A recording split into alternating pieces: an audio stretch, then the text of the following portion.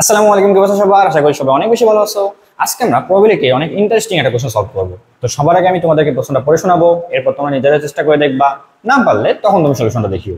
তাহলে চলো আমরা প্রশ্নটা একটু পড়ে নিই। বলছে কি, a square dartboard has sections numbered from 1 to 12 as shown below. তো এখানে আমাদের একটা ফিগার দেওয়া আছে, এটা একটা ডার্টবোর্ড এবং এখানে 1 থেকে 12 পর্যন্ত নাম্বারিং করা আছে। ওকে, সো বলছে players have to make a prediction and throw a dart. তার মানে আসলে প্লেয়ার যারা যারা খেলবে তাদের কি করতে হবে, একটা প্রেডিকশন করতে হবে যে আমার ডার্টটা এই জায়গায় করতে পারে, করে সে থ্রো করবে, ডার্টটা থ্রো করবে। বলছে they win if their dart lands on the section that matches their prediction.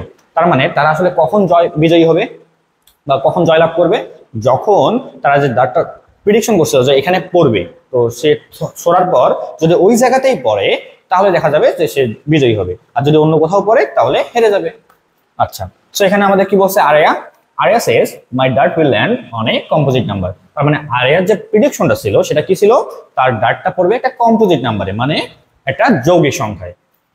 আবার বাসি says my dart will land on an even number. ঠিক আছে, তাহলে বাসেটের প্রেডিকশনটা কি ছিল, যে তার ডার্টটা পড়বে একটা জোড় সংখ্যার মধ্যে।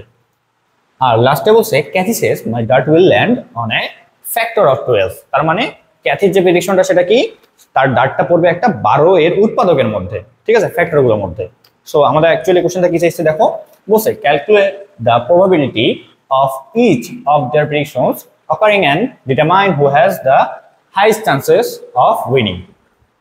তার মানে আমাদের এখানে বের করতে হবে কি, প্রত্যেকের প্রবাবিলিটি কত, জেতার প্রবাবিলিটি কত এটা তো বের করতে হবেই, সাথে আবার বের করতে হবে যে কার সবচেয়ে বেশি জেতার সম্ভাবনা আছে।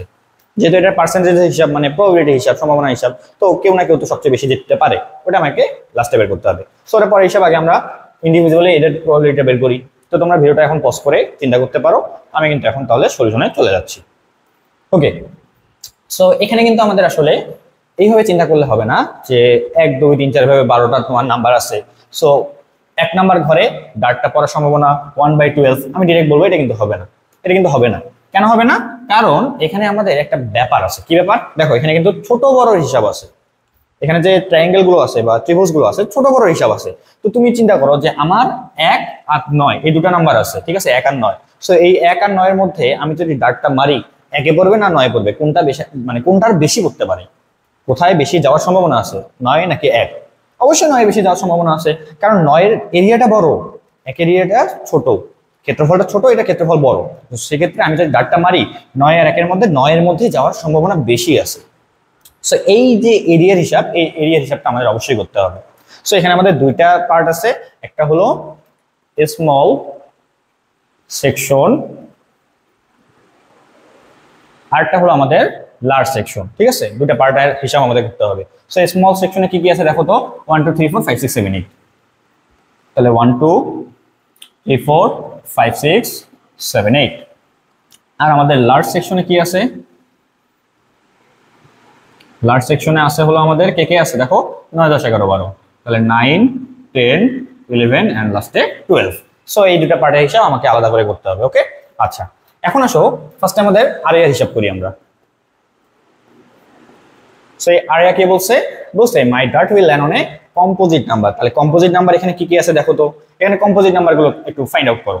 তো এখানে কম্পোজিট নাম্বার কে কে আছে দেখো, যেমন এখানে আমরা যদি চিন্তা করি কম্পোজিট নাম্বার 1 কিন্তু কোনো কম্পোজিট নাম্বার না, ওটা প্রাইম নাম্বারও না, কম্পোজিটও না, মানে যৌগিক মৌলিক কোনো সংখ্যাই না।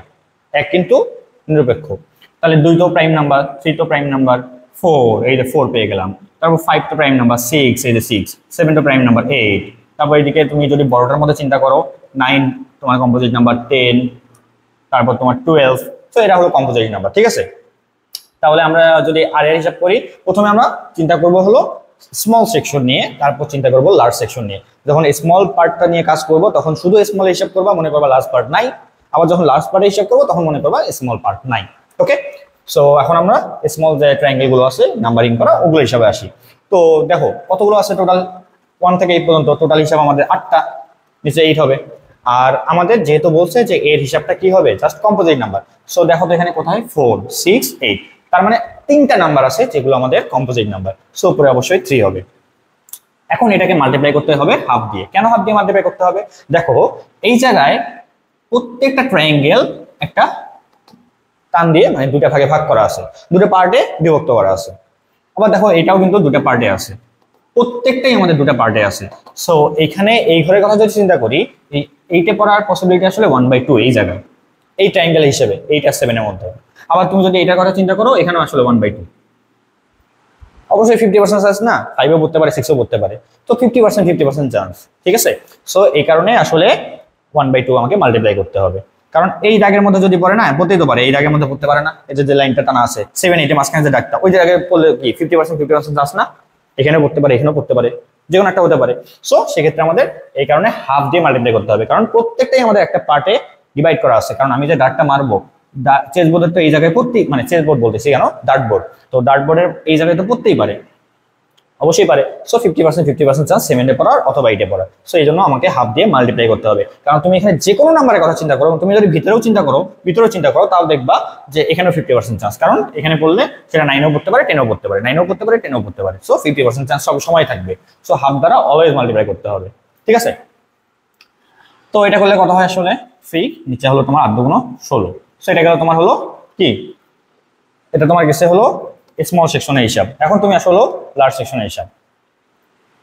ওকে, তো এখন যদি আমরা চিন্তা করি লার্জ সেকশনের হিসাবে একটু আসো, তো এখানে তো দেখা যাচ্ছে আমাদের যে লার্জ সেকশনে 9 10 আর 12 এটা হলো আমাদের কম্পোজিট নাম্বার। সো নিচে অবশ্যই কি হবে, যেহেতু লার্জ সেকশনে হিসাব করতেছি স্মল এগুলো পার্ট বাদ, তাহলে 4 নিচে হবে 4, আর যেহেতু উপরে তোমার 3টা নাম্বার কম্পোজিট, তো 3/4 অবশ্যই কি করতে হবে, হাফ দিয়ে মাল্টিপ্লাই করতে হবে, কারণ 50% চান্স বলে তো দিলাম।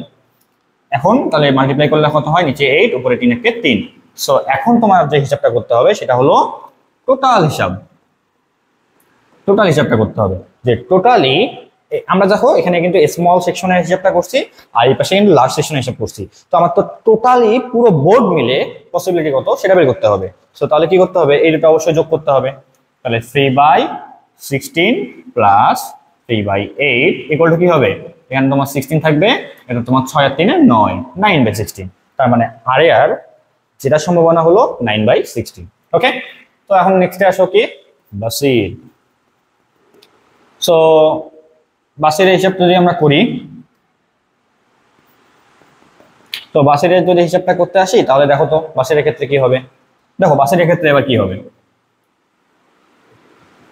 বাসিরে কি বলছিল আমাদের, বাসিরে বলছিল যে my dart will land on an even number. So এখানে আমাদের ইভেন নাম্বার আসলে কে আছে, দেখো তো ইভেন নাম্বার এখানে ধরো যে তোমার 2 আছে, 4 আছে, 6 আছে, 8 আছে, 12 আছে, 10 আছে, এটা তো ইভেন নাম্বার। সো এরা যদি ইভেন নাম্বার হয়, তাহলে আমরা যদি চিন্তা করি মোট, প্রথমে তো অবশ্যই স্মল পার্টের হিসাব করতে হবে। সো টোটালি আমাদের আছে 8টা ঘর, সেখান থেকে 2 4 6 8, তার মানে 4টা আমাদের হলো ইভেন নাম্বার। সো এটাকে অবশ্যই আবার হাফ দিয়ে মাল্টিপ্লাই করতে হবে, তাহলে নিচে আসবে 16, উপরে আসবে 4, ঠিক আছে, উপরে কি 4। তারপরে এখন তোমার হলো হিসাবটা করতে হবে কার, এখন করতে হবে লার্জ সেকশনের হিসাব। তো ওখানে তোমার দেখা যাচ্ছে 2টা, সো নিচে হবে 4, উপরে হবে 2, ইন্টু আবার হাফ দিয়ে মাল্টিপ্লাই, তার মানে নিচে আসবে 8, উপরে আসবে 2। তাহলে এখন যদি আমরা টোটাল হিসাব করি, তাহলে টোটাল কি হবে, 4/16 প্লাস 2/8, তাহলে কত আসে 16, আর এখানে আসে 8। তাহলে এখন যদি আমরা ক্যাথির হিসাবটা করি, তাহলে কি হবে, দেখো আমরা এখন ক্যাথির হিসাবটা করে ফেলবো। সো ক্যাথির হিসাবে কি হবে দেখো, আচ্ছা ক্যাথি কি বলছিল যে my dart will land on a factor of 12। তো ফ্যাক্টর অফ 12 মানে কি, 12 পদগুলো, যেমন 1 2 3 4, তারপর 6 আর 12, তো এরা হলো 12 ফ্যাক্টর গুলো, তাই না। আচ্ছা, সো এখন আমাদের এখানে তো নিচে 8 হবে বোঝা যাচ্ছে, প্রথমে স্মল সেকশনে কাজ করি, তাহলে 1 2 3 4 5, তার মানে 5/8, এটাকে হাফ দিয়ে মাল্টিপ্লাই করতে হবে, 50% চান্স, তাহলে এখানে 16, উপরে হবে 5। এটা গেল আমাদের স্মল সেকশন। এখন যদি আমরা লার্জ সেকশনের কথা চিন্তা করি, একটাই নাম্বার আছে, তার মানে 1/4, ইন্টু আবার হাফ দিয়ে মাল্টিপ্লাই করতে হবে, তাহলে নিচে হবে 8, উপরে আসবে কত 1। তাহলে এখন আমরা যদি টোটাল হিসাব করি, টোটাল হিসাব করলে আমাদের কাজ শেষ। তাহলে 5/16 প্লাস 1/8, তাহলে এখানে তোমার আসে নিচে 16, উপরে হলো 2, তার মানে 7/16। তো আমরা ইন্ডিভিজুয়ালি আসলে প্রত্যেকেরই কিন্তু প্রবাবিলিটি বের করে ফেলছি। এখন আমাদের কাজটা কি, আমাদের লাস্টে বলছে কি যে হু has the highest chances of winning. So সবচেয়ে কে বেশি জিততে পারে, এটাই আমাদের সম্ভাবনাটা বের করতে হবে। সো আমাদের তো 3টা ফ্র্যাকশন তো আছেই, আমরা এখান থেকে আসলে বলে দিতে পারবো কে জিততে পারে। তো তুমি তো দেখতেই পাচ্ছো এখানে সবচেয়ে বড় কে, এটা দেখাই যাচ্ছে যে 16 ভাগের 9 ভাগ, 16 ভাগের 8 ভাগ, 16 ভাগের 7 ভাগ। সো অবশ্যই 9 ভাগটা সবচেয়ে বড় হবে। সো এই যে আরিয়া আছে এর সবচেয়ে বেশি জেতার চান্স আছে, ঠিক আছে। তো কোশ্চেনটা কিন্তু খুবই ইন্টারেস্টিং ছিল, এবং আমরা যদি বুঝে বুঝে একটু সলভ করি তাহলে খুবই ইজিলি আমরা সলভ করতে পারতেছি, তাই না? তো আশা করি তোমরা সকলে এটা বুঝতে পারছো। তাহলে আজকে এই পর্যন্তই, দেখা হচ্ছে নেক্সট ক্লাসে। আল্লাহ হাফেজ।